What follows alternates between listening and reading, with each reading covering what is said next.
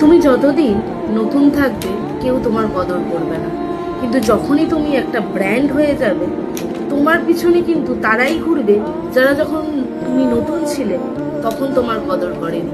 কিন্তু যখন তুমি নতুন ছিলে, যে তোমাকে কদর করেছে বা যে তোমাকে সুযোগ করে দিয়েছে, তুমি যত বড়ই ব্র্যান্ড হয়ে যাও না কেন সেই সময় কিন্তু তাকে ভুলো না। কেননা ব্র্যান্ডের পর যাদেরকে তুমি প্রথম অ্যাপ্রোচ করেছিলে তারা তোমায় রিজেক্ট করেছিল। তাই যখনই তুমি ব্র্যান্ড হয়ে যাবে, যে তোমাকে টেনে এনে ওই ব্র্যান্ডটা করে দিয়েছে তাকে সবসময় আগে প্রায়োরিটি দিও। আর তাদেরকে মনে করিয়ে দিও নতুন মানে তাকে একটা সুযোগ দেওয়া, তাকেও একটা ব্র্যান্ড হওয়ার চান্স দেওয়া। সবসময় নতুন মানেই না করব না, এই ব্যাপারটা যেন না হয়। আমি নিশ্চয়ই বোঝাতে পারলাম আমি এটা কি জন্য বললাম। যদি কেউ বুঝে থাকো কমেন্ট করো, আর তোমাদেরও এটাই মনে হয় কিনা আমাকে কিন্তু অবশ্যই জানিও।